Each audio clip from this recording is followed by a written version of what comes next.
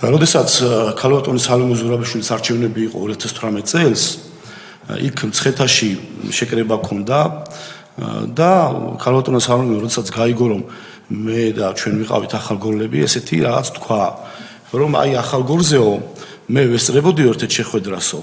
შეკრება იყო, სააკაშვილი ესწრებოდაო, სარკოზიო, რუსების მხარე იყო და უთხრესო სააკაშვილს რომ აგერ ახალგორიო, გაწმენდილი არისო ბანდფორმირებებიო, არავინ აღარ არისო, საშიშროება არაფერი არ არისო და შედითო და ქართულმა საპოლიციო დანაყოფებმაო დაიკავონო ახალგორიო და გააგრძელეთო ცხოვრებაო, მაგრამ ესე უთხრაო რომ არაო, ან მთლიანად ცხინვალის რეგიონი, ან ცალკე ახალგორი არ მინდაო მეო და ესე უპასუხაო ქალბატონმა სალომემ თქვა ესე სიტყვა სიტყვით. სად ნახეო სარკოზი და სააკაშვილი ერთად? თბილისში იყო შეხვედრა, ესეთი მოლაპარაკებები, როდესაც მიმდინარეობდა. და მე ვესწრებოდიო, რა სტატუსი? კი, მე ვესწრებოდიო, მე არ მახსოვს ახლა რა თანამდებობა ეკავა მაშინ ქალბატონ სალომეს, მაგრამ სარკოზის შეხვედრა იყო, მიხეილ სააკაშვილისო და იქ ალბათ რუსებიც იყვნენ, ესეთი შეხვედრა ყოფილა, ესეთი.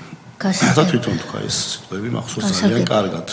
და მე ხომ იმ მაშინდელი პრეზიდენტისთვის მიხეილ სააკაშვილისთვის ჩვენი ახალგორი ქსნის ხეობა თურმე რაღაცა რიყების ქვების გროვა ყოფილა და არაფერი არ. ასე თქვა მანდ. ესეც იყო და ესაც ცნობილია და ტელევიზიაში გავიდა ესეც.